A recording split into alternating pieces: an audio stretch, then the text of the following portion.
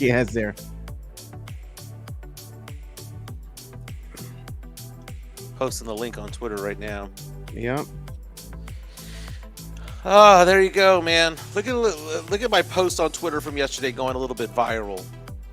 Talking about one Jeremy Sochan. Should we sell our stock in Sochan? Did we have any stock in Sochan?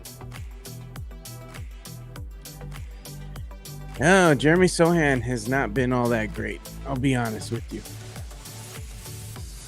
He looked better coming out the gate. You know, when he first started, we're like, man, he's looking pretty good. And now, not so much. Hey, good morning, Sam Salinas. How's it going? Thanks for joining us.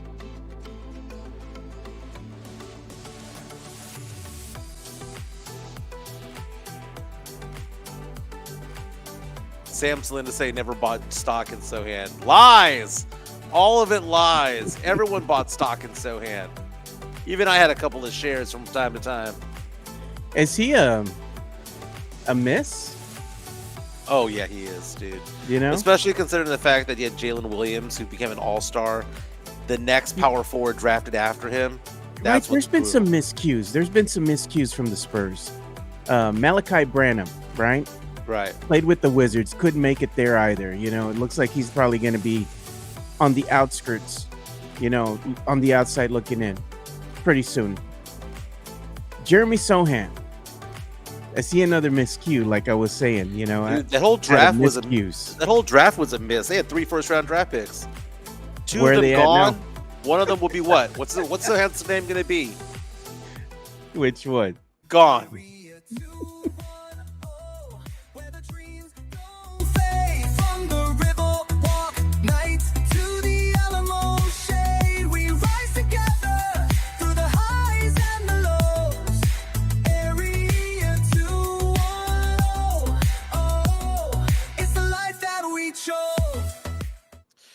That's right.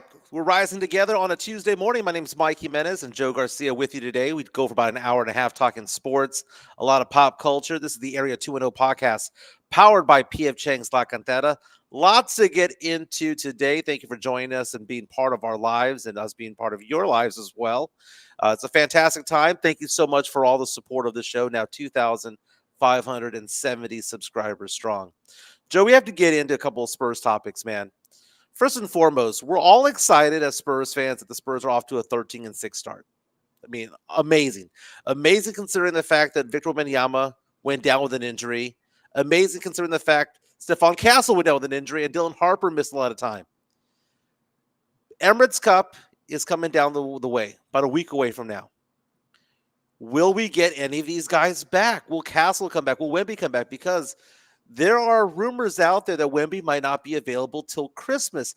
I don't know if we're being fooled by the internet or what, but Don Harris from News 4 San Antonio, the great Don Harris, came out and said that he believes that there's a really legit chance that both Castle and Wemby will be back by December 10th.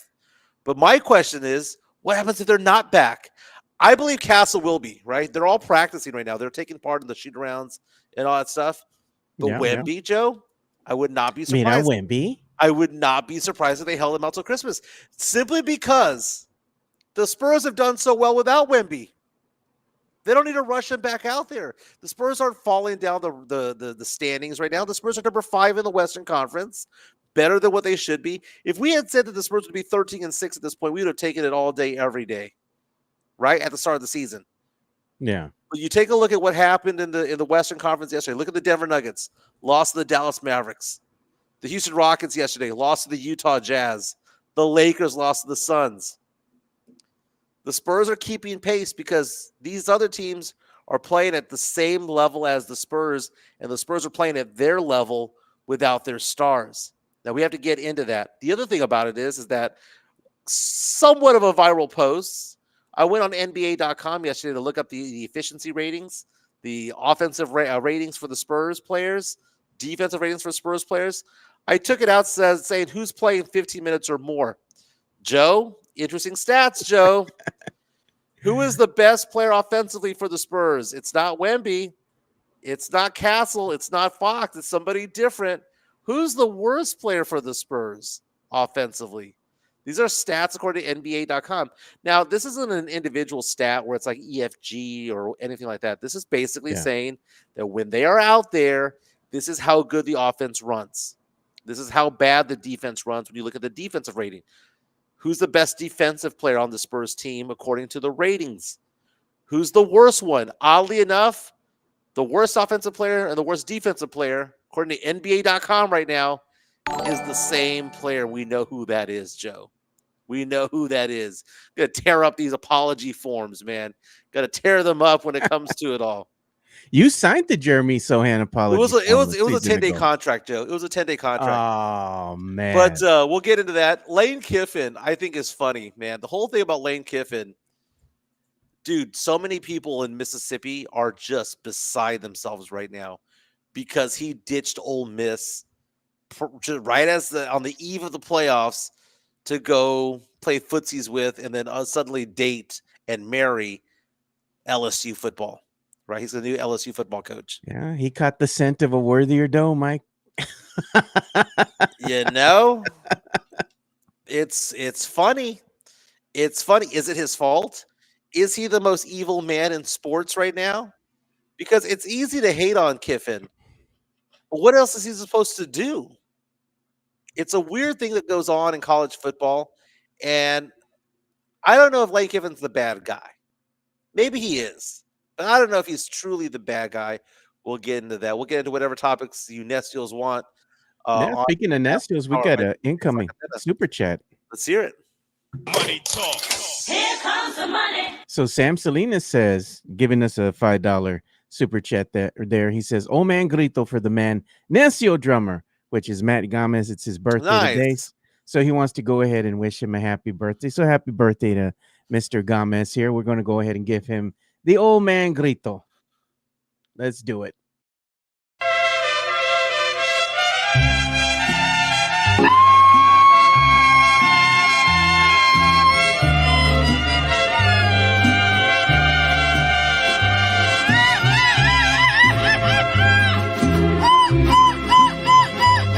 Presumir a mis amigos les conté que en el amor. Fantastic. That's from Matt Gomez, who is he's the champion for the dudes over at the Spurs game. What are they called again? The Jackals.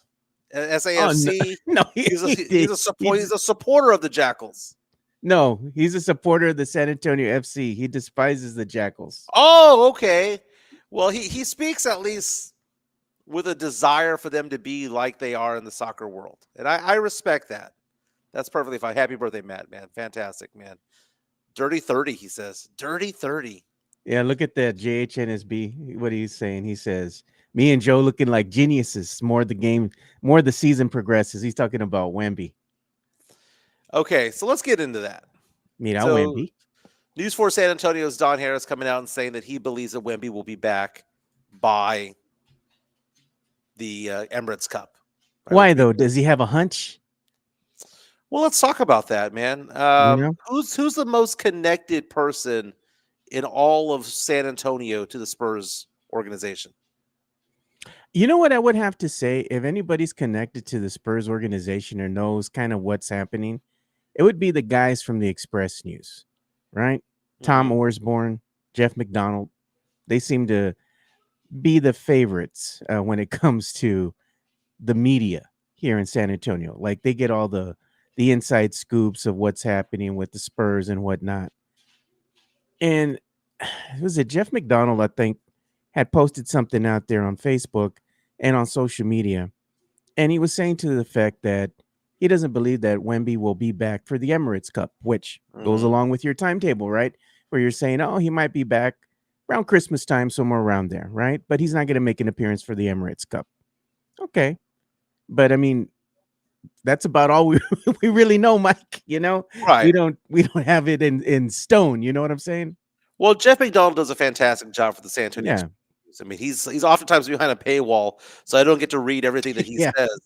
But Don Harris actually married into the Spurs organization. Actually, his family got married into the organization, right?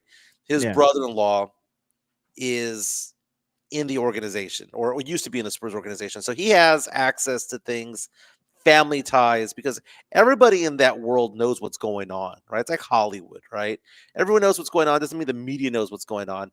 But I would say that Don, because of the family environment that he has there, has access to certain things. Now, just to quote him, I, exactly like what he said. He said, quote on Twitter, Victor Wembanyama and Stephon Castle, both listed as out against the Grizzlies, both progressing, both participating in on-court workouts. My guess is the Cup game in LA is possible. Possible. He didn't say it's a done deal. Yeah, He says it's possible. possible. I would believe that for Castle. I think Wemby, there's no need to rush him back. I know that we have other things, like he can't win Defensive Player of the Year unless he plays 65 games. He cannot be an All NBA player. He might not even be an All Star this year. But the question is, do you think Wemby cares? Do you think the Spurs organization cares about those awards, or do you think they care about making a playoff run? Because I could argue that they may want to hold him out and get the best 50 or 60 games. And I hate to make an analogy or make a parallel of the two. No different than Kawhi Leonard. If you So what? have, Wemby's a part-time player now? I don't think he wants to be. I think Kawhi wants to be. I think that Oh there's, yeah. I think there's something in Kawhi Leonard where he just doesn't want to play all the time. Uncle Dennis and all that stuff. I'm sure he has some issues and that degenerative issues with his body. I get that, but I think part of it is also mentally he doesn't want to be there. I think Wemby wants to play all 82 games. I truly believe that. But at the same time, I think the Spurs would take the best 50 or 60 games out of him and be happy with it, especially if the team can continue winning without him. That's the crazy part of it all, because if we had said, Joe, when the season started, that the Spurs would go off 5-0 to start the year, that the Spurs would be, 8-2 at one point, and then Yeah. Wemby was down with an injury when they were 8-4, 8-3, and that he was going to miss out over a month, we would think, man, the Spurs are going to be under 500 like that. Oh, you're telling me that Castle's also hurt? You're telling me that Harper's also hurt? Like that would sink like a lead balloon. But what did the Spurs do? Spurs just kept winning. Found ways Back-to-back to win. losses against Golden State Warriors, but they're eking out victories against teams that they should be beating. That's the hallmark of a good team. Can you beat the teams that you should beat? Not can you rise to the occasion against a good team or play down to a competition. The Spurs are playing at a pretty good level right now. And it's so funny that you look at it, the more the Spurs win, the less likely that we're gonna see the return of Victor Wembanyama because it's not needed. The Spurs are not going to be a 1, 2, or 3 seed this year.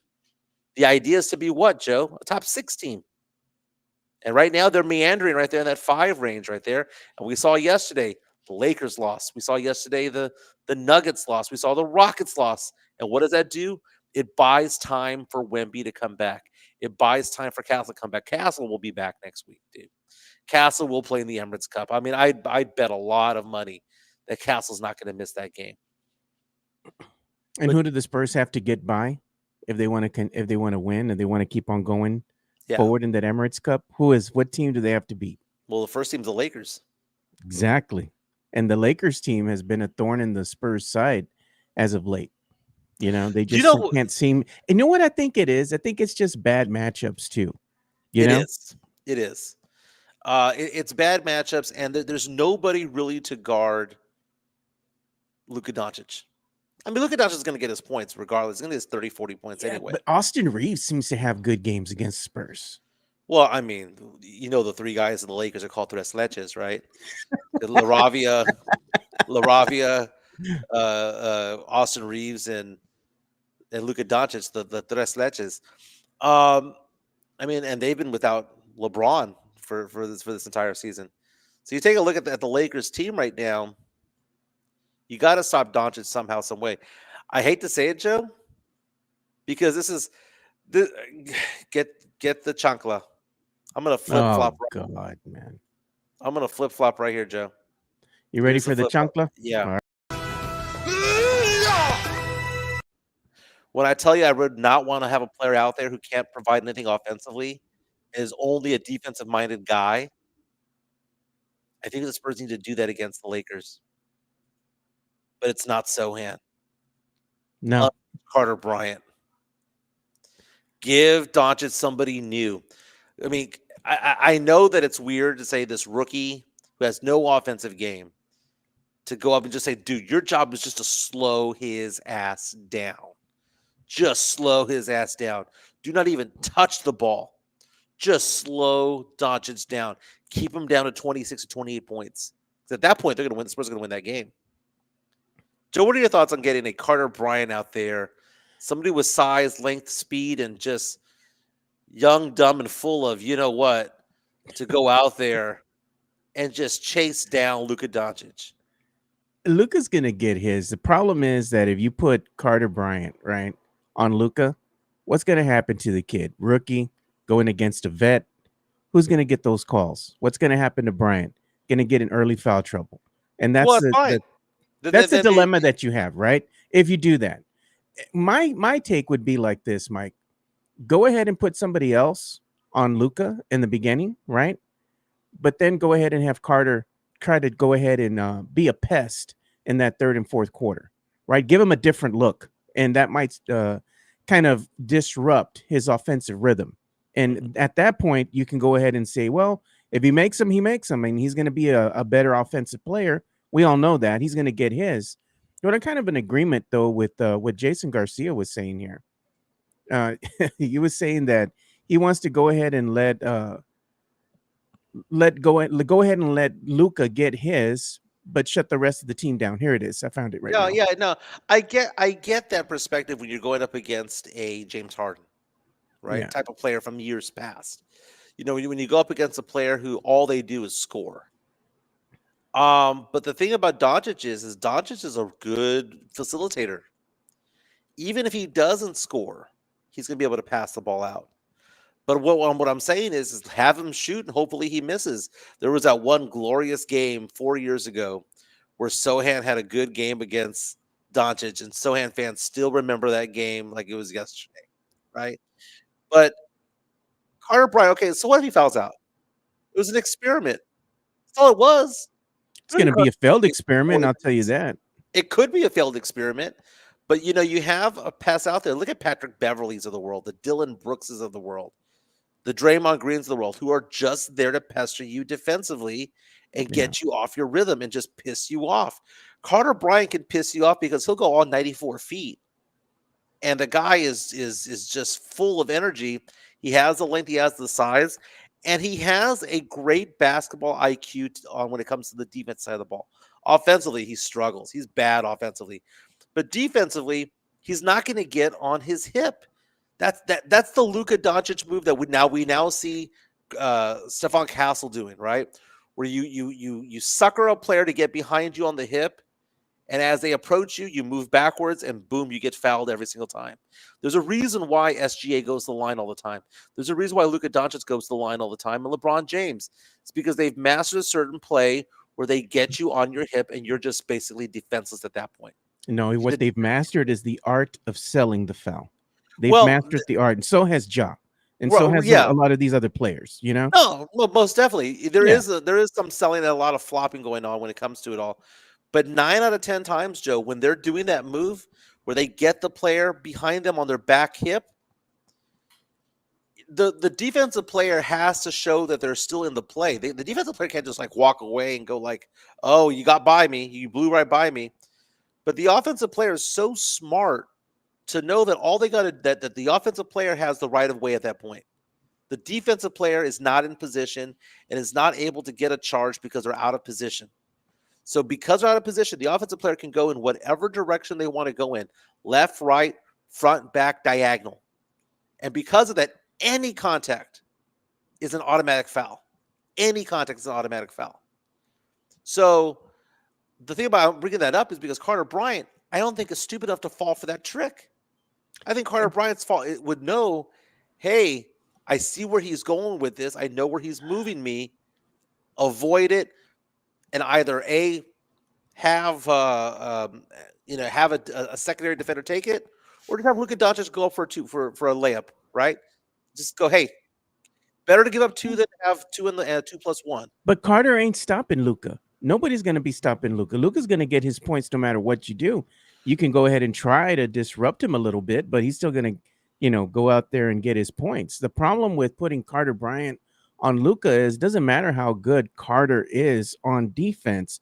Luca's going to get the calls regardless because of his ability to sell, the art of selling the foul, flopping or over exaggerating. Of course, the refs are going to go ahead and give it, to the vet, and he's going to go to the line an exuberant amount of times. That's not going to change. Doesn't matter who's guarding him.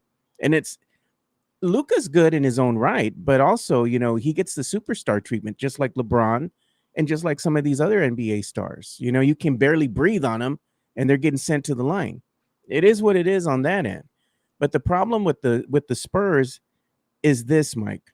And this is something that's plagued them going back the last couple seasons. And it's something that still hasn't been addressed this season. How are they going to defend the perimeter? Teams are shooting lights out against the Spurs once again from beyond the arc. The Spurs have no answer. They don't have anybody out there that can go ahead and guard the wing. Once again, Mitch Johnson this season has allowed the Spurs to go ahead and go in there and crowd the paint, right? They all are jam-packed inside the paint. Nobody coming out to guard the three. And the Lakers and other teams, even the Golden State Warriors, are shooting lights out against the Spurs. And you can just look at it. It's the same thing over and over. What happens?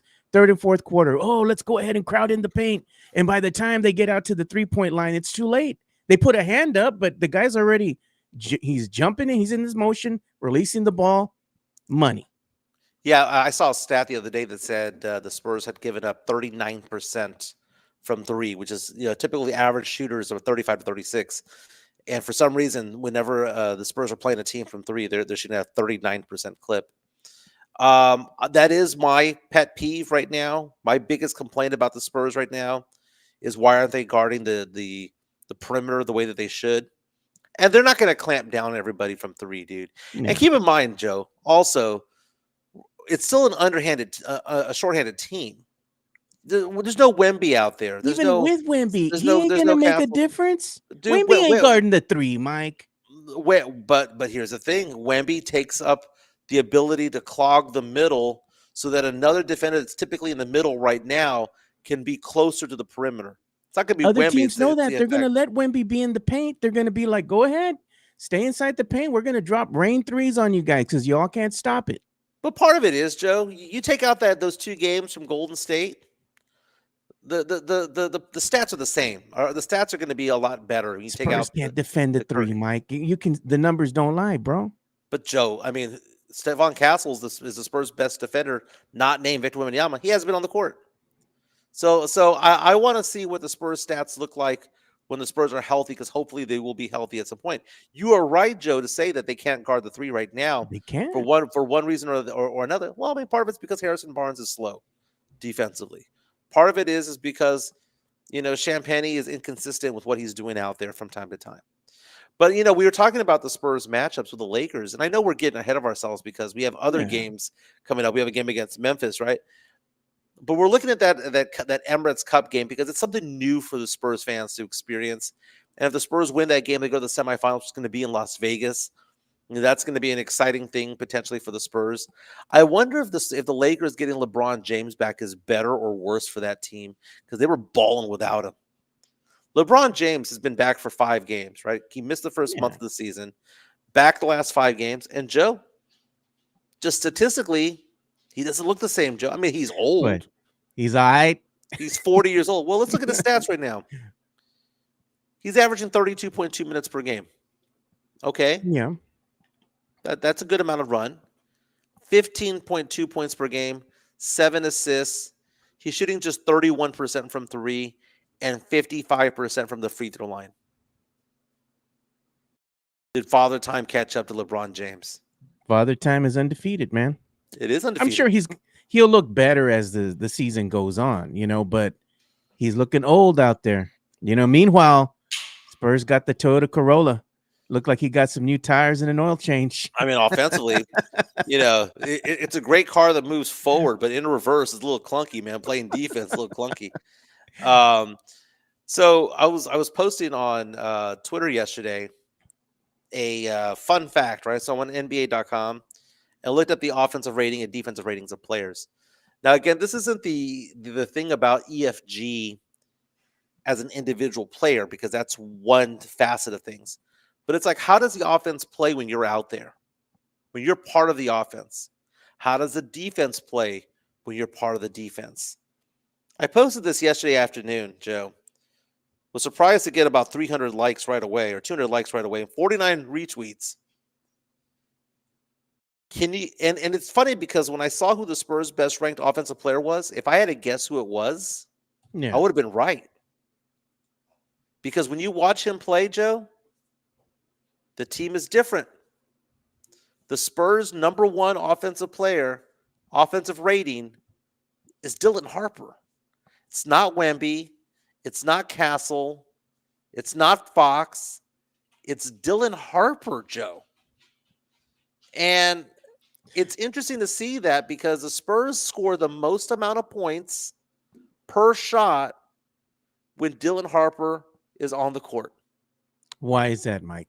Why is that though? You got to think about what does Harper bring to the lineup that's sorely missed, right? Well, his basketball IQ is through the roof.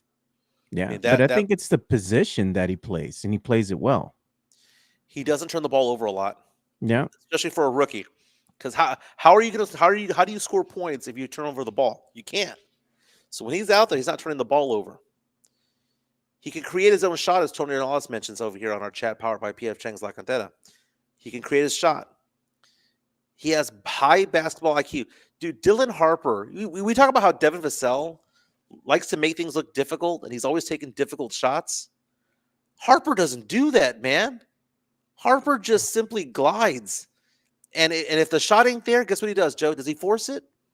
Kicks it back out or dribbles it back out? Like, I mean, he's just so smart in how he plays. But offensively, 120.5 offensive rating for Dylan Harper out there. And these are the players that have played 15 minutes per game for the Spurs.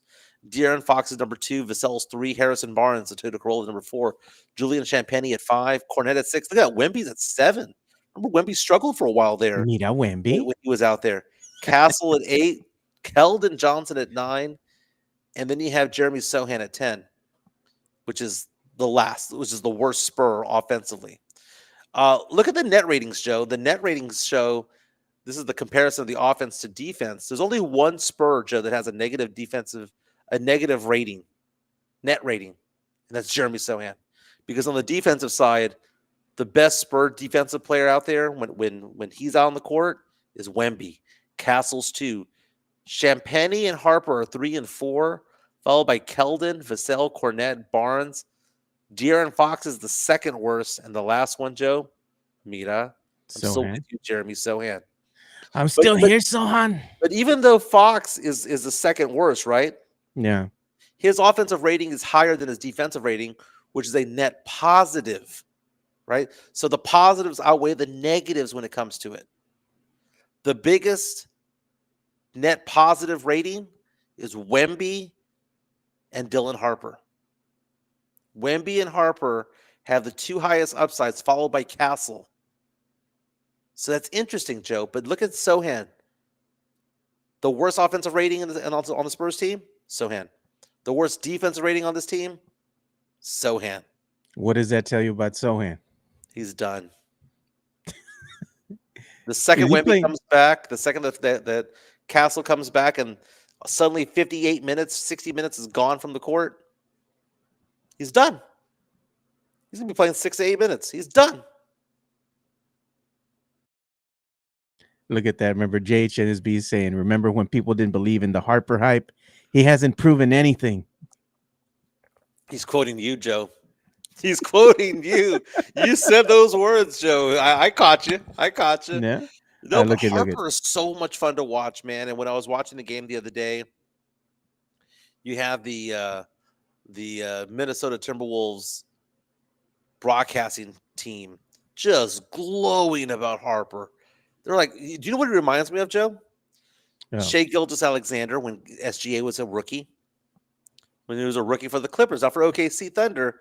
He was a rookie for the Clippers, and then he got traded to the Thunder as part of the Kawhi Leonard deal, I believe. Oh no, Paul George deal, going to when Paul George and Kawhi Leonard made their way over to the Clippers. But Joe, remember earlier in the season, Joe, off season, what did I say about the Spurs and about Castle and about Harper? I love Stephon Castle. Stephon Castle is a great Spur. I want him to be on this team forever. But what did I say, Joe? The highest upside on this team was who? Not a person not named Wemby. The highest upside was who? Was Dylan Harper. And now, to quote Morpheus from the Matrix, people are starting to believe, Joe. And that's why people hate me on Spurs Twitter, Joe. I'm always right. I'm right a lot when it comes to you flip flop like nobody's I business, am brother. right. I am right as rain, Joe. You had kicked Stephon Castle to the curb, bro. You said that he's not your son no more. I never said he wasn't my son. I just said Harper. You did. I said Harper has a higher upside. I said Castle was going to be a 2-time All-Star, and that Harper would be a 6-time All-Star. You called Castle your son last season, Castle and now you kicked it to the curb. Kicked it to the curb, bro. Castle is my son, but it's like I'm like LeVar Ball. I have multiple players in the NBA, multiple sons in the NBA. Let's go through the accolades here. Let me take the victory lap around, right? Victory lap. You know what the Spurs should do? The Spurs should tank for that kid from France, Victor Wembanyama.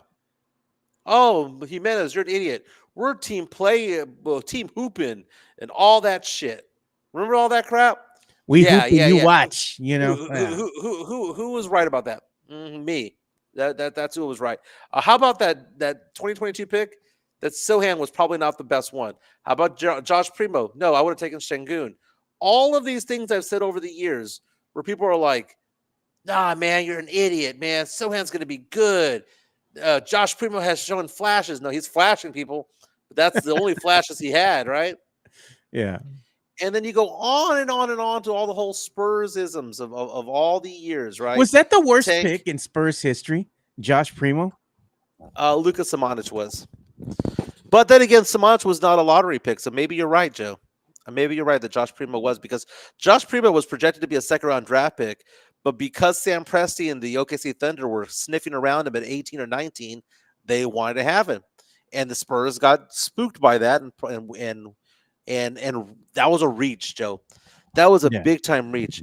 And then you go on, you keep going on to the whole tanking. And you know what? The Spurs, Joe, I was talking about Stephon Castle in December on Los, on Locked On Spurs. I was in December, 3 months before the March Madness, talking about him. And they're talking about you do not trade Dylan Harper. You don't go for a Lauri Markkanen.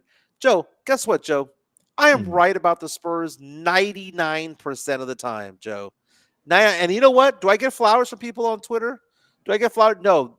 I get that. Well, it's obvious the Spurs should have tanked. It's obvious that Sochan wasn't going to be good. It's obvious. No, you guys are the same people who were saying the exact opposite. So here's the thing, man. You know what, Joe? Throw the chocolate at everybody on Spurs Twitter, Joe. God. Throw the chocolate at everybody on Spurs Twitter. You know what? I'm going to do more than just a chunk lot. This is what you're angry right now, so we're going to give him the Sitco guy. ¡Oh, me pegan toda la pura verga! ¡Me trepan a la verga! Mira.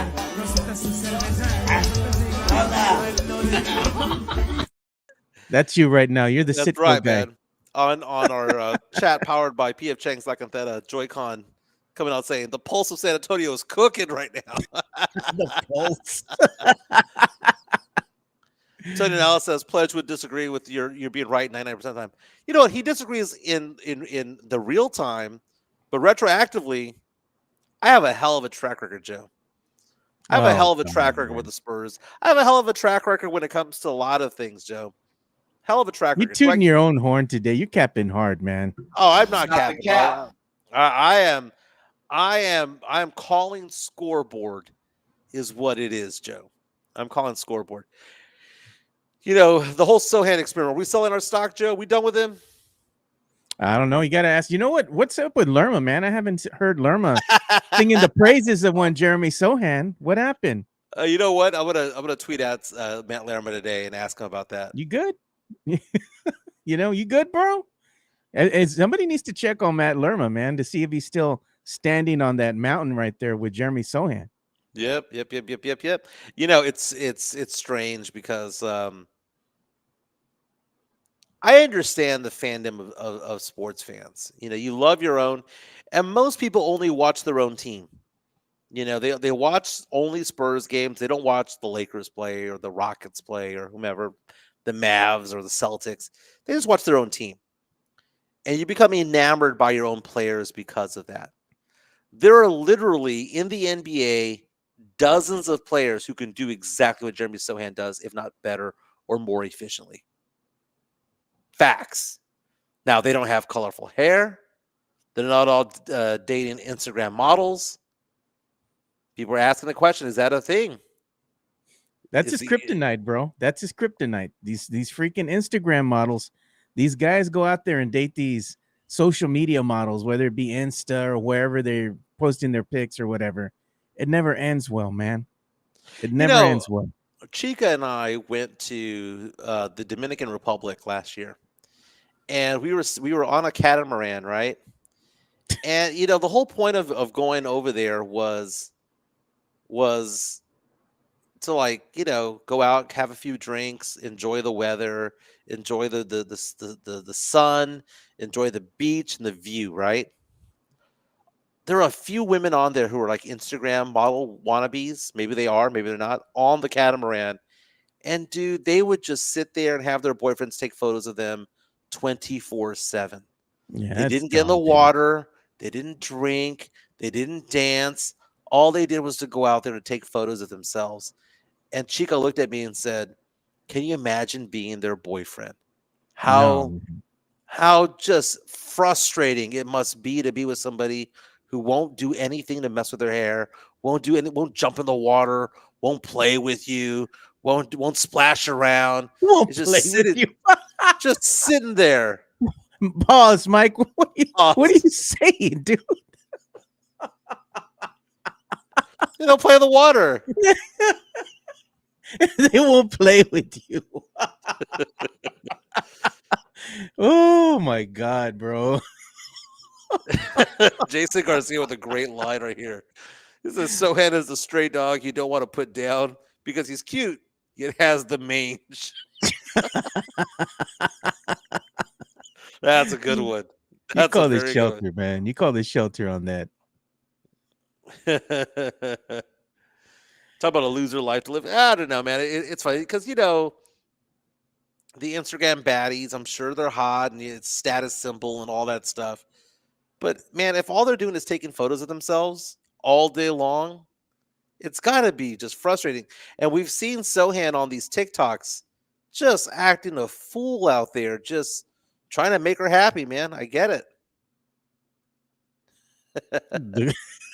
Joey Khan says, I was on the Riverwalk on a chingadera and I saw the same thing because they're making fun of your catamaran. What the hell is a catamaran, Mike? Tell them. What's that? Tell everybody, what is a catamaran? A catamaran is it's like a double-decker boat, like a double-decker bus, but it's on the water. Okay? It's a double-deck boat where people can sunbathe, can dance on there, drink on there, and you jump in and out of the boat in order to go snorkeling. Chica and I like to snorkel. What can I say? Oh man. Joe? I never heard that. Catamaran. You just coined a new phrase. Oh, you've never seen a catamaran, Joe? Oh, I have. I'm just saying you just coined a new phrase for yourself. Catchphrase of the month. I mean, it's not like a yacht, It's not for the poors, Mike. Well, I wouldn't catamaran off the coast of Port A. Oh my God. But off the coast of Jamaica, off of before or after you had your little sip of the BBD. Oh, yes. The Belle Biv DeVoe, if you know what I mean. If you know, you know. Oh, sipping on that, then you're on your catamaran. Oh man. Mario asked the question, how do you spell a catamaran? How do you spell it, Mike? Don't look it up, bro. Don't. It's C-A-T cat C-A-T-A-M-A-R-O-N, something like that. Oh God, you don't even know. You know, I mean, have you been on one, Joe? Catamaran is Catamaran. And this is what it is, Mike. Based on what Google is saying, a catamaran, it says, is a twin hull vessel with two parallel hulls of equal size. Right. They are It's known a for their double-decker. stability and speed. It's a double-decker. A double decker boat. I'm looking at photos on the catamaran. That's me, catamaran. me and my daughter on the catamaran. Chica on the catamaran. Yeah, dude, we had fun on there. Those were good times, dude. It was good times. And then we had this action going on over here, right off the catamaran with the crap on my hair. Very nice, Joe. There you go. Is that a Corpus Christi thingy? No, man. This was Dominican Republic. They don't have that. They don't have catamarans in Corpus.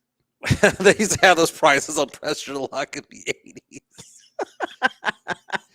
Joe, there's a place over here in the Woodlands that has a game show event. So you go and you take 6 to 8 people over there, and they will ask you if you want to play a game show because you rent the room for like an hour and a half or 2 hours, and you could play a game of Family Feud. You could play a game of Wheel of Fortune or Pressure Luck, like all the games that are out there. But you go out there and you bring your own crew, and I found it to be funny, dude. I can't wait to do that. I was just checking it out the other day. I took a tour. You know what I want to check out? Let's check out this, dude. The debacle. That was the botched field goal attempt. God. Young Hoku. He kicked Dude, the how ground. do you kick the ground? Look at. Oh my God. Jackson Dart. What's that dude's name going to be, Mike? Oh, that's actually a pretty good kicker too. Gone. His name's Yeah. going to be Gone, bro. Look at that. Did you see? You saw Jackson Dart get upset. Did you see Jackson Dart get lit up? No. Search Jackson Dart hit, dude. It was great, man. Because I saw we watch a lot of football, and a lot of quarterbacks out there just get protected. Tom Brady used to get protected. You can barely sniff on them, and there's a foul, right? Or there's a penalty, 15 yards, whatever the case may be. Aaron Rodgers, whomever, right? But man, Jackson Dart got lit up yesterday, and no flag was called. And Joe, I want to get your opinion on this one. Did you see it? What, the Jackson Dart hit? Yeah. Let me go ahead and put it up real quick. This was on Monday Night Football. Jackson Dart, dude. So the play is he's running down the sidelines, and I suppose he's trying to go out of bounds, but he's trying to get an extra yard or two. And the defender just knocked him into like next week, man. Just knocked him on his ass. There's nothing wrong with that hit, bro. Oh, let's take a look here. It started a fight.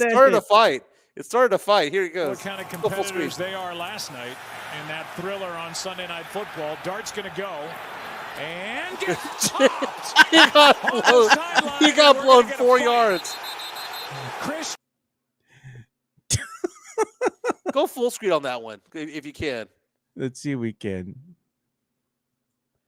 Look, okay, so he's running around. The thing is, he's still in bounds.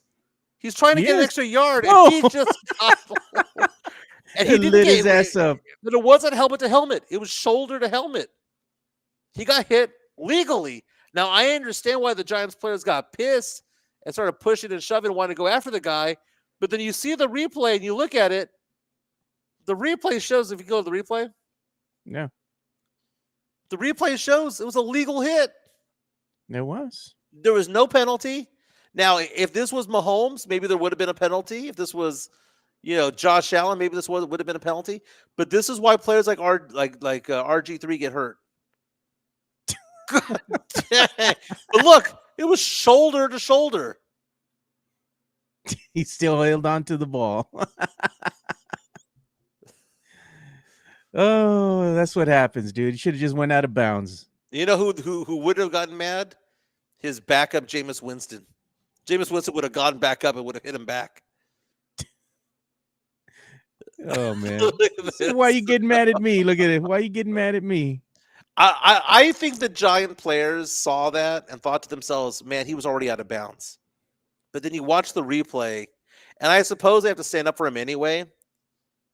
But dude, whose fault was that? That was Jackson Start's fault. You know what? I want to see one of the Spurs players stand up for Wemby the way that this guy stood up for Dart, dude. Yeah. It's so usually only Sochan, you know? Yeah. That's funny, Joe. Oh man, that was funny, dude. Look, I like to One see more this time. again. Toma.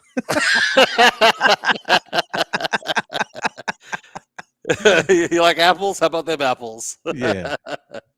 Let's give some love to PF Chang's La Cantera. They sponsor our show. They sponsor our chat. You know, it's almost lunchtime there. Go to La Cantera. It's a great place to have lunch. Joe, I know you say it in the commercial that you love the lettuce wraps, but I tell you Yeah. what, that's the jam right there, man. It's The good. lettuce wraps are the way to go. I love the Kung Pao chicken as well. But let's show some love to PF Chang's La Cantera, and thank you to Sean Quintero for sponsoring the show. PF Chang's La Cantera, San Antonio's premier destination for dinner, date night, or happy hour. Enjoy one of their signature dishes, such as the Singapore street noodles, sesame chicken, or Chang's spicy chicken, or their infamous Chang's chicken lettuce wraps, which are delicious, by the way. You can enjoy all this while you're dining in an Asian-inspired atmosphere. And make sure to enjoy the new outdoor patio and try some of PF Chang's signature cocktails and drinks during happy hour, Monday through Friday from 3 to 6 p.m. PF Chang's La Cantera is a proud sponsor of the Area 210 podcast. You know, sometimes Chica says that she wants a drink, and other times she says she wants a drank. You know what drank is, Joe? It's a strong She wants one. a little pour. Yeah. Keep it coming. Keep it coming.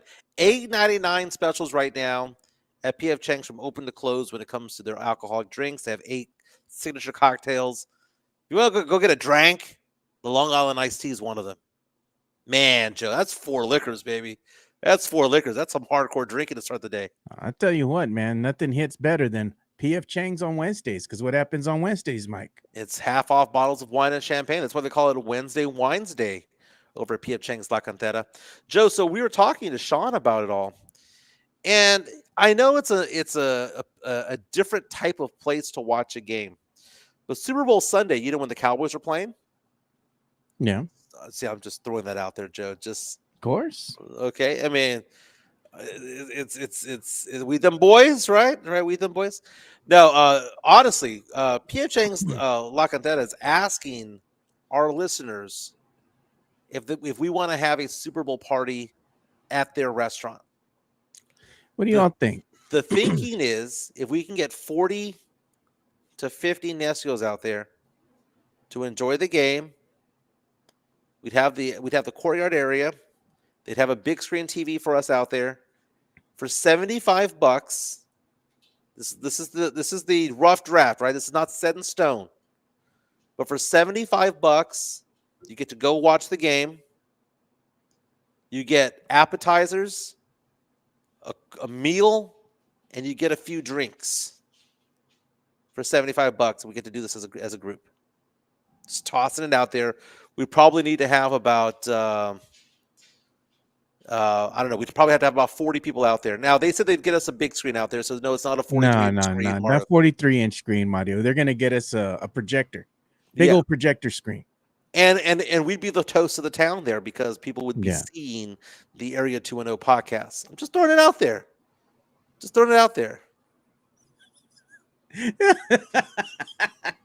Joy-Con says you can't reschedule Super Bowl, Mike. Jerks, all of you. And we also have something else in the works too. We're just gonna see how it works out, but we are gonna. Sean Quintero says it's a buffet. It's not just a meal; it's a buffet. It's a little bit of everything. Poco de todo. Nice. There we go. And thanks to Uh, Sean, we might have another sponsor here soon. So we'll see. Yeah, the paperwork's already been filled out. We shall see. Yeah. It'd be another interesting thing to do. Joe, I cheer for LSU football. It's been a down year because they got rid of Coach Kelly. It was a bad hire. That was a terrible hire from the get-go. Again, I'm right about sports 9 times out of 10. And I knew that was going to be a failed experiment there with Brian Kelly as head coach of LSU's football team. But what happened this past weekend is upsetting in many ways, and I get it. For LSU to go out there and poach Lane Kiffin from Mississippi State. Most times it's like, well, no big deal. I mean, not Mississippi State, Ole Miss. It's no big deal, right? Because it happens all the time. And usually what happens is a blue blood marquee school poaches another good candidate who then poaches another. Because what's Ole Miss going to do, Joe? They're probably, I know they're going to, right now they're going to have an interim coach, but they might poach somebody else. There's usually a domino effect when it comes to it all. But Ole Miss is in the playoffs. They're gonna be in the playoffs. They're a top 10 team in the nation right now. They're gonna be in the playoffs. And Lane Kiffin, this entire time throughout this whole season, was out there playing footsies with LSU, and he's decided to take that job. And I don't blame him, Joe. And it's funny because you have all these holier-than-thou people who are all over social media, all over ESPN and FS1 and all that stuff saying, man, he's turning his back on the team and all this stuff. They're having a magical year and all that stuff. That's all factual. That's all actual and factual. But at the end of the day, Joe, it's one of the 5 marquee positions in all of college football. Yeah.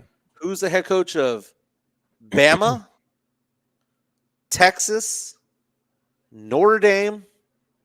Those are the 3 big ones, right? Ohio State, and then it's LSU. Those are the tier 1 schools of who to coach. If Jeff Traylor was called to go coach at LSU, he would leave UTSA in a heartbeat, right?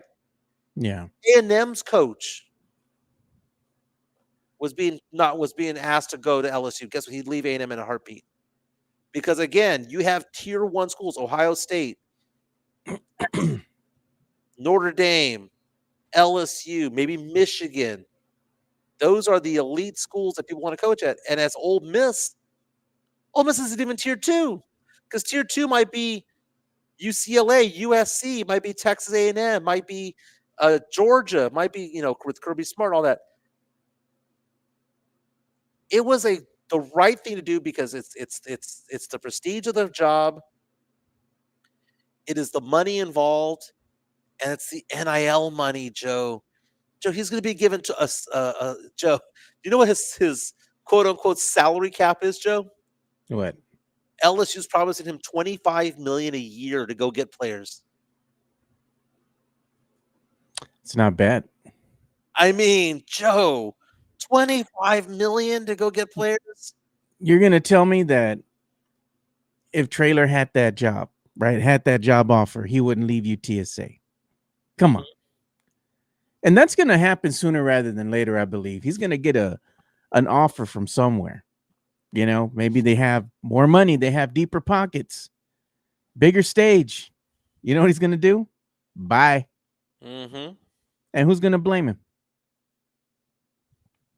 Nobody. No, nobody's gonna blame him, man, because and the NCAA is responsible for this because they opened the transfer portal while the playoffs are still going on. That's stupid, Joe. Like the transfer portal, because if you're a head coach of a team, what's your main objective at this point? Because the NCAA fell, and now it's considered to be basically pro sports and money can be involved and there's NIL money. You can't say, well, we were going to do the transfer portal, but we were in the playoffs, so we have to wait 3 weeks to go do that. No, it's a continuous thing, Joe. And if you're not in the playoffs, like LSU's not in the playoffs, LSU is going to be in a bowl game. They need to get going because when the transfer portal is open, They're open for business. And you can't go into the transfer portal if you don't know who your head coach is going to be. So you have to go say, if Lane Kiffin's going to be the head coach, guess what? He needs to be the head coach January 2nd when the transfer portal opens. He can't be like, oh, I'm going to be named the head coach 3 weeks after the transfer portal's been open and players have already decided to jump ship to other schools. He did offer to keep coaching for Ole Miss, but Ole Miss is like, nah, man, you're gone. What's your name? Gone. Gone. I don't blame them because he could have convinced other coaches to go with him. He could have convinced other players to go with him.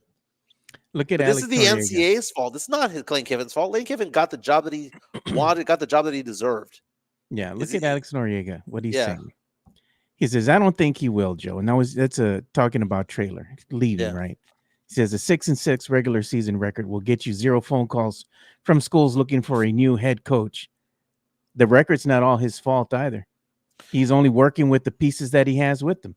Well, the mistake the Trailer made was he didn't go to Houston. True. I think he thought because at the time they were in the same conference that it was a lateral move going to Houston, but it wasn't, man. Trailer should have gone to Houston in a heartbeat. Yeah. He would have been playing with bigger money up there. He'd be in the Big 12 now. Yeah. And look, we had another comment here, and this one's from 2-0 Raised Me. He says, I'm tired of begging Trailer to stay. What has he done since Frank Harris left? It is what it is.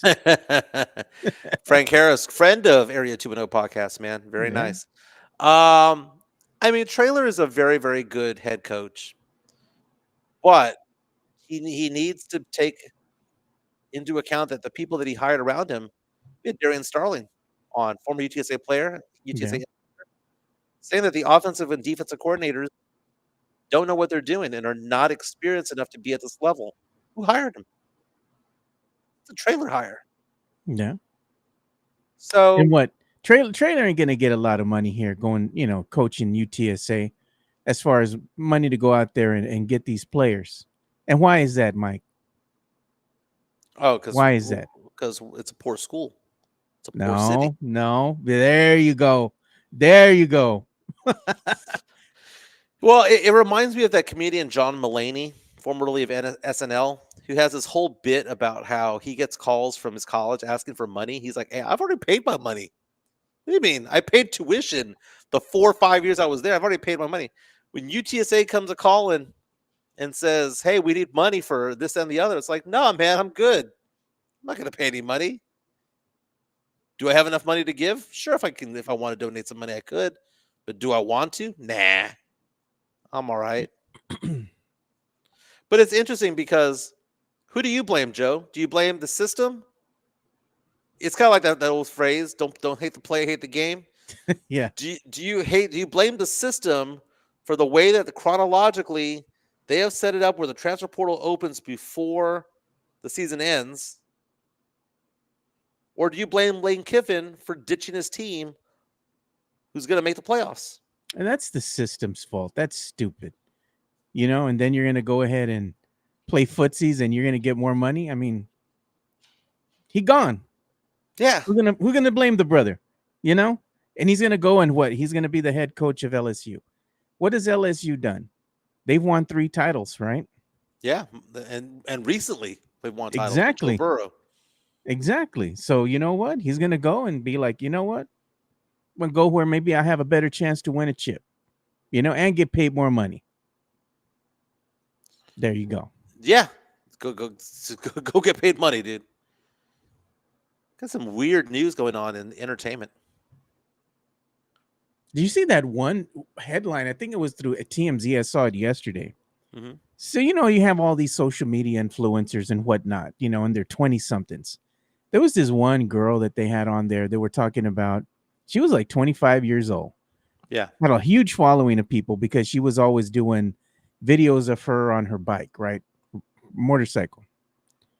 She wound up getting died, dude. And the way she died is she was apparently speeding down the highway, got in between 2 vehicles, and got run over. And I she guess was one on of the on a motorcycle. Okay. Yeah, she was on a motorcycle traveling at a high rate of speed, of course, speeding through traffic and whatnot. Got in between 2 vehicles. Apparently, I guess one of the vehicles clipped her, Boom, ran her over, died before she even. That's brutal. Yeah. So I'm like, damn, what a way to go, you know? And then there was another video I saw of this one girl. She was like 19 years old, evading police, dude. A police chase, and she was in a Mustang, and she just smoked the cops, dude. She just, Yeah. of course, they got up to her and they arrested her. But the dad's like, "No, man, I'm gonna leave her in jail. He's gonna let her a lesson, you know." So I'm like, "All right." That's an interesting point of leaving them in jail, man, because it's like one of those things where you want to teach your kid a lesson, you want to show them that you love them, but at some point, tough love is the love that they need, not to be coddled. Yeah. I don't know, man. Yeah, I finished season 2 of Tulsa King last night. Oh, did you? Chica and I powered through. We're on season 3, which is the most recent season. It got picked up for a season 4, and I believe there's a spinoff that's coming from it. Of course, dude, Taylor Sheridan, dude, the guy that behind Yellowstone, is the guy behind this show. And what does he like to do, Joe? Spin him off, baby. Spin him off. But nah, man. How far into Tulsa King are you? I haven't really watched. I don't watch Tulsa King. I should watch it, but I've heard it was really good. But what I've watched over the weekend, I watched Stranger Things because the new season came out, and that was pretty good. It's pretty good. Only 4 episodes, but of course they're gonna have the other episodes come out during, I think, Christmas or something like that. So we got that to look forward to, and then they have like the finale coming out on like New Year's Eve, something like that. So we'll see that there. So far, it's been good. I liked it. I know you're not a fan of Stranger Things anymore. You No, watched the first season, then was like, eh. I watched the whole first season and I liked it, but I didn't give a crap about season 2. Like, it was a great run, Joe. It's to me, and maybe I'm wrong, it seems like it's the same pattern over and over and over again. Like the TV show Manifest or The Blacklist, which is the exact same episode over and over and over again. It's like, wasn't this season 1? Wasn't this in season 5? Wasn't this on season 8? Sean say, watch Landman. I want to watch Landman. Chica won't let me. Cochino for you. Chica says it's too cochino. She won't let you. Dude, that one line that girl who, I know she's not really in real life 17, she's real life 25. Yeah. But the line that she said over there, she goes, and this is supposed to be a teenager on the show. So Yeah. I'm done with it. I'm done with it. So Chica did not want to watch anymore. Jeez. But what's funny about Tulsa King, though, is Sylvester Stallone's 78 years old. Yeah. And is playing a mob boss. And there's a lot of, and I know he probably has a body double and all that stuff. But Joe, he looks like he can kick my ass. Looks like he can kick your ass. Sylvester Stallone still looks like he can go step in the ring with Ivan Drago. Yeah, he still works out, dude. I mean, he's in good big shape for dude, being an old man. man. Yeah. He's a big dude. You know, the thing with Sylvester Stallone is like he's a girl dad, dude. Every time you see pictures of him like on social media, he's with all his daughters, the wife, you know. So he's just hanging out with his daughters mostly nowadays. Sylvester Stallone's an interesting story, man. Yeah. He was into the cochinos early in his life, man. He really was. Do you know the story behind Sylvester Stallone? No, here we go. Nope. I'm going to confirm this real fast. So I don't want to do slander here.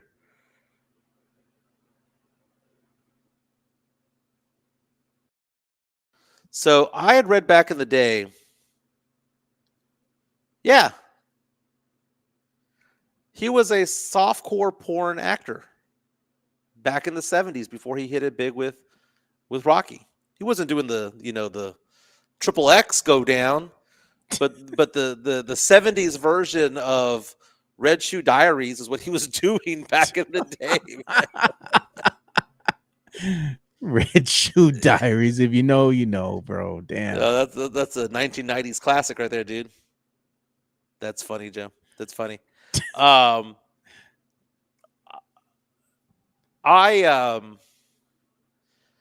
Tulsa King was good, dude.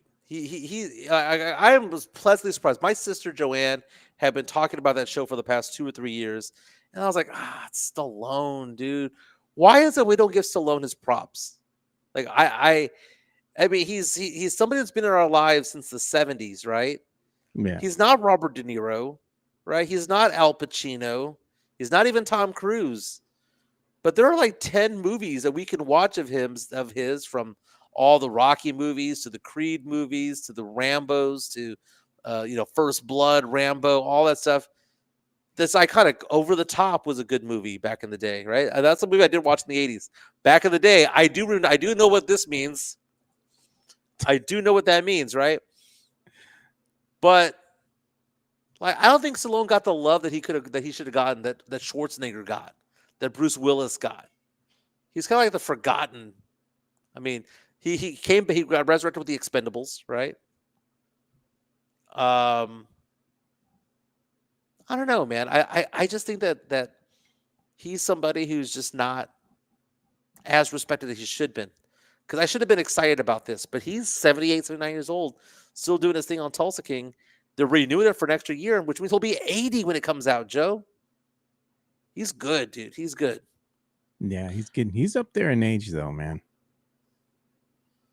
Mike. Mike enjoyed watching A Clockwork Orange. I have no idea what that means. I've never seen it. You never seen Clockwork Orange, No. Mike? Come on, bro. It's one of those cult. It has a cult following, dude. It's a cult classic. Do you know what movie I want to watch that I saw an article about the other day? Oh my god! It's a Christopher Walken movie from the 70s. Is it the Deer Hunter? The Deer Hunter. I haven't. I want to go back and watch some of these classic movies that I haven't seen. Like I went back in time, Joe, and I saw all of these like popcorn flicks from the 80s and 90s, because it was this whole thing at the San Antonio Sports Star back in the day. And to this day, people think that it was shtick, that I was lying, that I had never seen these movies. And no, I had never seen Jaws. No, I had never seen Close Encounters of the Third Kind. No, I had never seen Poltergeist. I had never seen The Exorcist. All of these movies over the years. But there's so many classics that I have never seen. I finally saw the Godfather 1 and 2 a couple of years ago when I got sick. I was at home. I ran through them. They were great. But like the Deer Hunter, Butch Cassidy and the Sundance Kid, I've never seen. I tried watching what's that one? Raging Bull. I couldn't get through it, dude. Raging Bull. Yeah. I just got a notification right now on the phone. They said that my Costco shipment is coming in sometime today between like 12:45 and 2:45, something like that. I know what it is. It's a freaking air fryer that I brought my daughter. So she has an early Christmas present there. I got her a whole bunch of stuff, actually. Been buying stuff for Black Friday, like left and right, you know? So I got all the little kids and everything of the family done already. So I just got to buy some stuff for the older children's now. So Yeah. I'm looking for that stuff. Getting stuff for my nieces was easy, you know, because I went to like the store and stuff, and I saw that they had like fragrances that they liked and some makeup that they wanted. So I was able to get that at a good deal. So I took care of them. Those are the teens, you know. So I got to take care of some of the other people in the family now. Yeah, I told Chica the other day, we were at Ulta and Sephora. You go to Ulta and Sephora. It's funny because it's you go in there and it's 95% a woman's store. But there's that one area in the middle of the store for dudes, right, where it has the men's cologne and the men's lotion, stuff like that. They have all the samples, right? I told Chica, man, if I was a teenager and I was going on a date, or if I was in college going on a date and I wanted to smell good, I would just go to Ulta and take the free samples, because they have all the $400 and $500 cologne, $300 colognes, all with free samples. I would just spritz myself and then just go on my date. That's what I would do. Remember they used to spray you back in the day? You didn't even have a choice in that. You'd just walk into the department store right out of the mall. Psh, you're like, what the hell is that, man? Like, what are you spraying me with? Phil Dunphy got mad about that on that one episode of Modern Family. He goes, you didn't even ask my permission. You just spritzed and then asked for my permission. That's funny. Remember they used to have the little bottles, well, back in the day at the mall, like at Dillard's, Foley's, or was it JCPenney and all these other ones? When you were at Ingram Mall, dude, you could just go in there and they had all the samples. They had the little sample jar out, right? So you could just grab it and you could just spray the crap out of yourself. Like you said, you were ready for your date. Yeah. Especially if you were meeting somebody at the food court or whatever, Well, that was the move. well, Joe, how many spritzes is appropriate, dude? Like maybe 2, bro. Like, why are you gonna put 3 or 4? Like, do the whole thing, or did you It's do what the girls did? They used to spray it in the air and then they'd run through walk it. through it. No, so I asked this question because I was always told never to over cologne, right? Because it's too much, right? So normally I would do Yeah. one on the neck, and I would do like one on the wrist, and I would do that, right? Or maybe just dab the ear a little bit, right?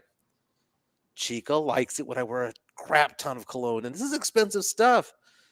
Joe, she likes it when I wear it at night. Like when we're watching TV, like not even going Pause, out. Mike. Pause, Mike. No. It's nothing sexual or anything like that. Yeah. It's she just likes the smell. Like we're forever with incense in here and stuff like that. And I have never worn more cologne in my life than I have this time of my life. She wants you smelling good, Mike. Yeah. No, I Yeah. mean dude.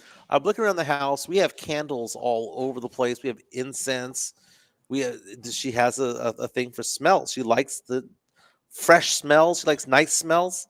So yeah, I get out of the shower.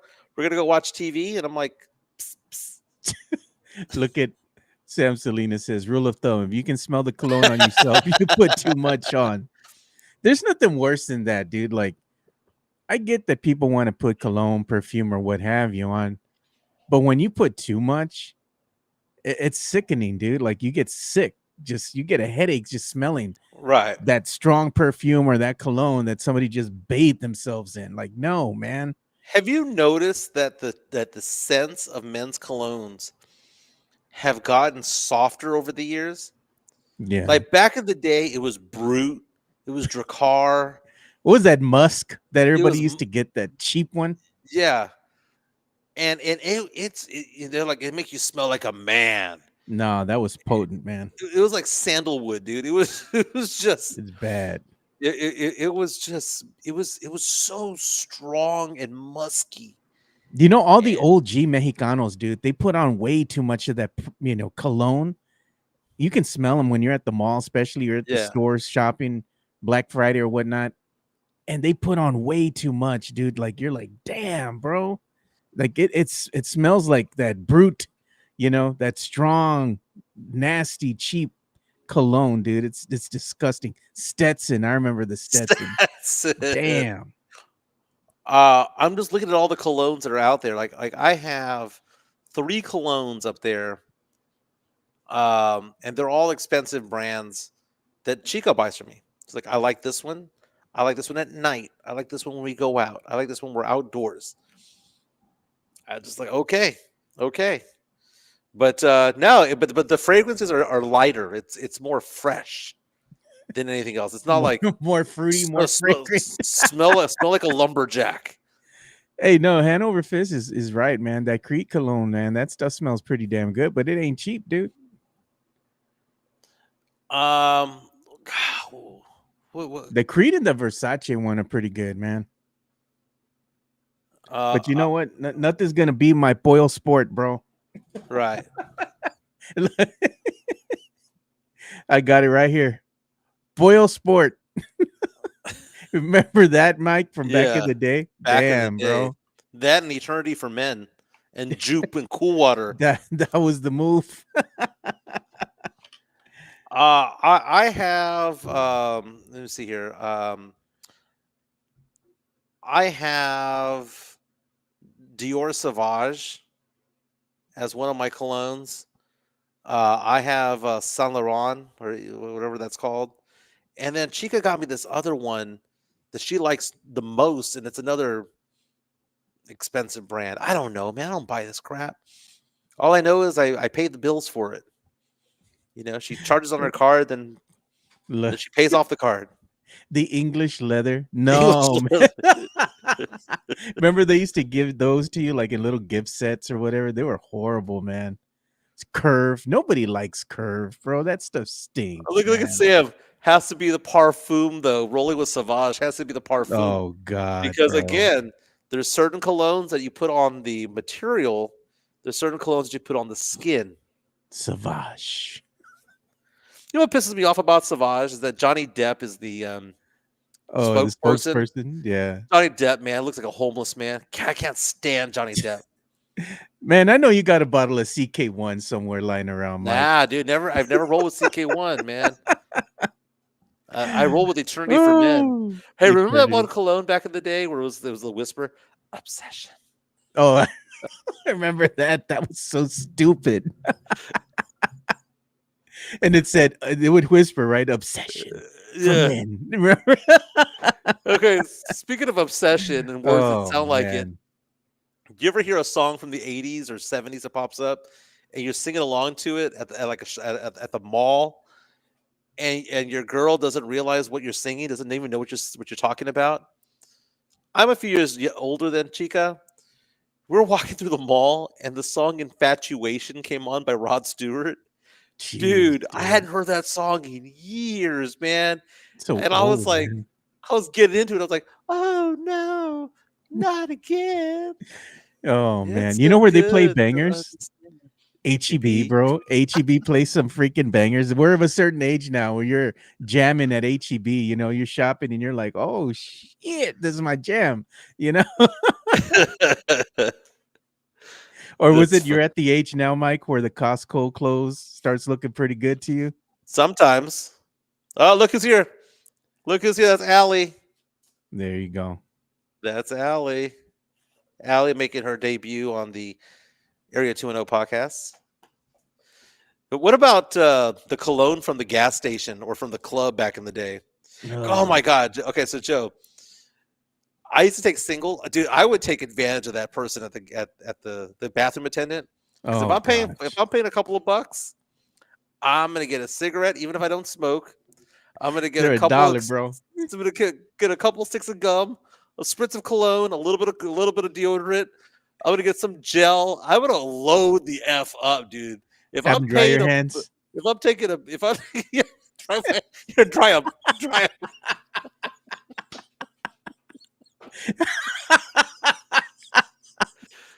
Oh, Like, you I'm gonna take a lifesaver, a stick of big red gum. Dude, the bathroom attendant, dude. I wasn't gonna fall for that trap, man. Or how about this? When you didn't have any cash on you before the days of Cash App and Venmo and all yeah. that stuff, you'd have to pretend like you didn't see them. Wash your hands and then just like walk away, or even worse, not wash your hands. The bathroom attendant, dude, they always get you. But if you have a few bucks, get them back. That's all I'm saying. You know what's funny, dude? I hadn't run into bathroom attendants in like forever, right? That's like a Yeah, thing of the past. And then one time I was hanging out with my boys out at the 151 Saloon out yeah. here by Highway 151, right? And I just happened to go, all right, man, I'm gonna go to the bathroom and be back. Of course, there's a line, you know, and as you get into the bathroom, they have a freaking bathroom attendant, dude. I'm like, oh God, dude. It took me back, you know, we were talking about back in the day, the bathroom attendant. This poor dude's just in there, man. Can you imagine? You have to be Okay, in there the whole time in a crowded bathroom with all these dudes, man. What if somebody decides to drop trowel, dude? And you okay. have to stay in there, man. Like, nah, bro.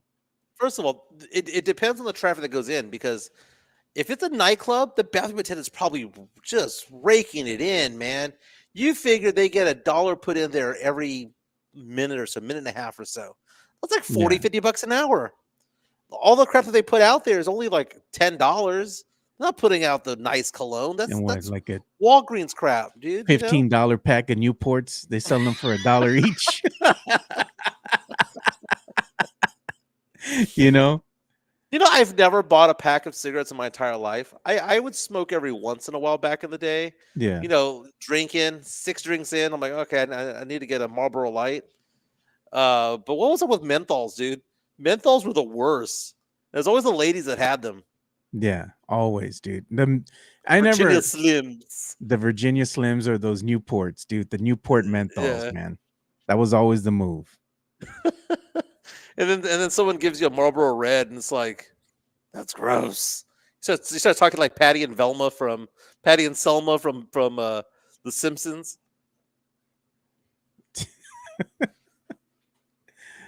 Oh man, So this what is was your this a what was your what thing? was your what was your favorite nightclub back in the day? I don't know, man. I used to frequent bars a lot, you know. Oh, Uh, Joe, that's boring, man. I There used were to so many frequent bars a clubs in lot. San No, I Antonio. used to go to some Planeta Mexico. We used to go to a club Tsunami. Tsunami. Even all these other clubs. I mean, back in the day, Noche Caliente. For my people that know on the south side, if you know, you know, you know. Uh, El Gallo. I remember I used to go to El Gallo over here off of Highway 90.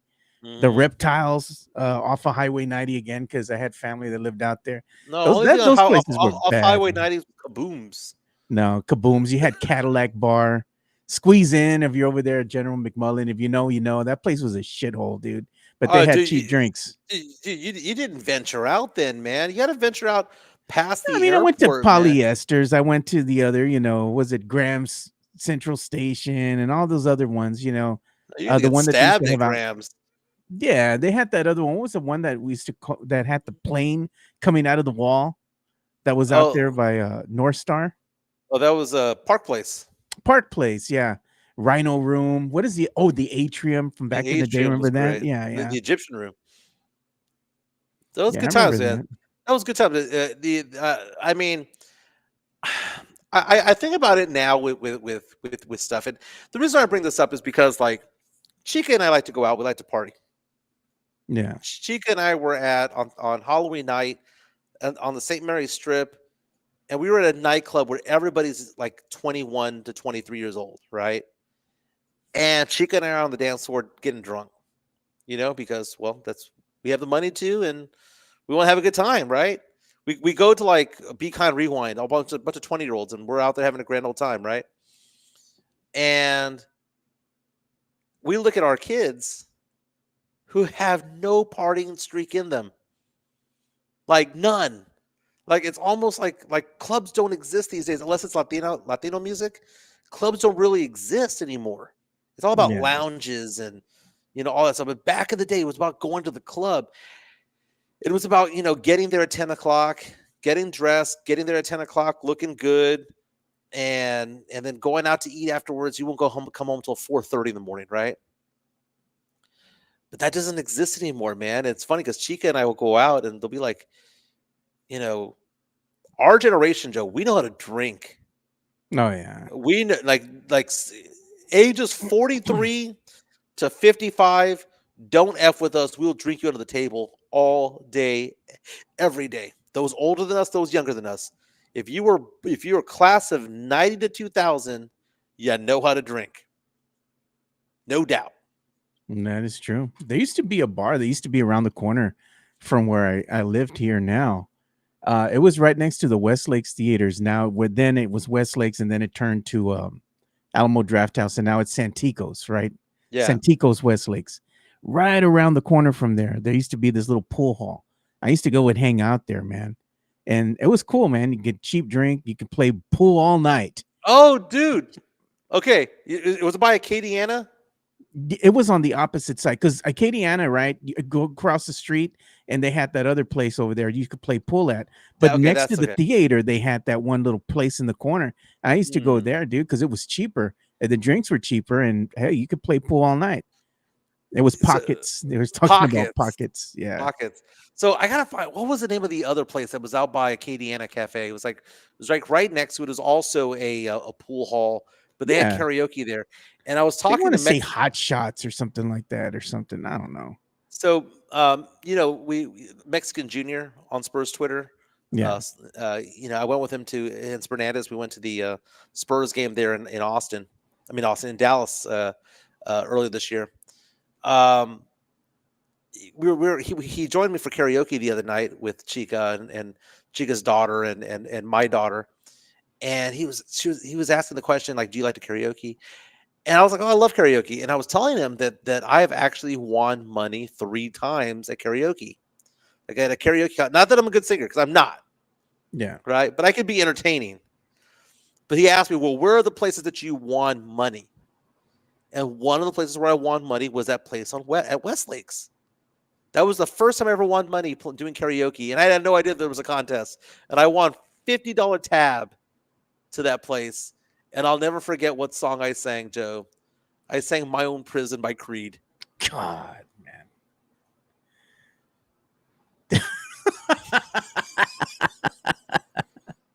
I can't believe that, bro. Creed. You And sang then Creed. and then I won a $50 tab in the medical center when they had like a love night, like love song night, and I sang "Oh No" by the Commodores. And then I won money at someplace on Broadway, outside the Loop on Broadway and 410, and I forgot the name of that place. It was like a country place, and I won like $50 there. But it's been like 15 years since I ever won money. But 3 times, no cap, 3 times I've won money doing karaoke. Never won the night, but usually it's like 3rd place. With arms wide open. Under the moonlight. Mikey Men is singing with the white Welcome tank top. to this place. I'll show you everything.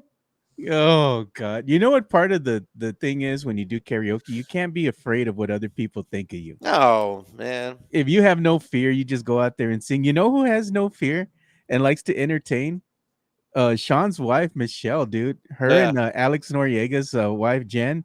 Bro, they go up there and they just start going at it, dude. They're entertaining. It's fun to watch them because they really don't care. You know, they just go out there and grab the mic and they Yeah. go to town, dude. It's funny, man. Well, my daughter, Gabby, dude, she was on fire this weekend karaoke. It was Really? so funny. It was so funny. No, it's funny. I was telling Mexican Junior that I'll go to karaoke night with some friends, and we'll do what's called blind karaoke, where we Yeah. pick each other's songs without telling you what song is going to come up, but you have to pick the genre, and it's like I'll say 90s rock, and I don't know what you're putting up. You might be putting up there Chili Peppers, you might be putting up there Nirvana, Pearl Jam, Soundgarden.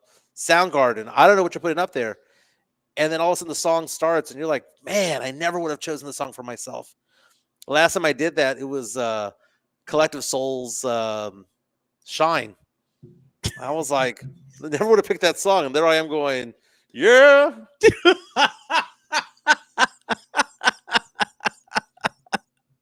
Oh man, I can hear you doing that. Yeah. You're like, oh man, Mike. I'm gonna let it shine. I'm gonna let it shine. You're gonna sing it all high pitched like that. Yeah. Sam Salito say. That's gonna be a new soundbite there, right there. I got the timestamp, man, for today's show. I want to take that. Then to have you say, yeah. Very nice.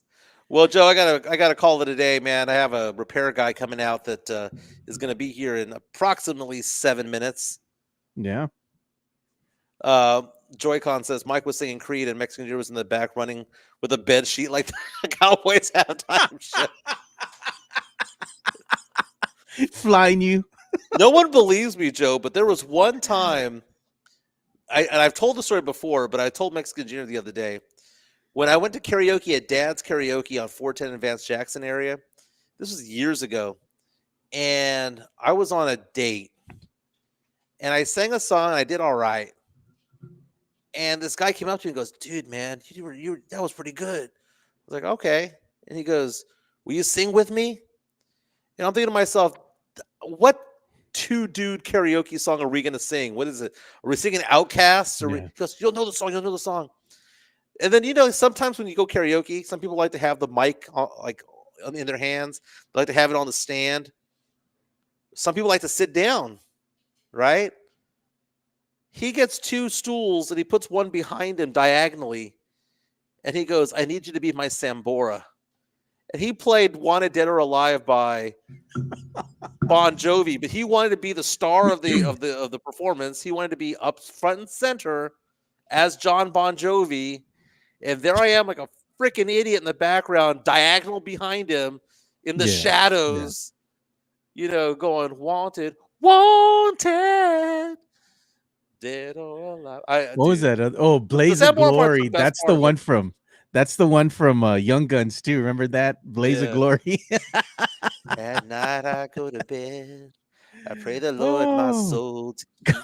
God. No, I ain't looking for forgiveness, but before No, I'm I want you 6 feet singing this song standing up on top of a damn beat up car like they had Bon Jovi, right? He was standing up on top of the roof of a car yeah. in an empty drive through or drive in, right? It was like a drive through back in the day, right? Drive in is what it was, drive in on the top of a freaking cliffside, right? Yeah.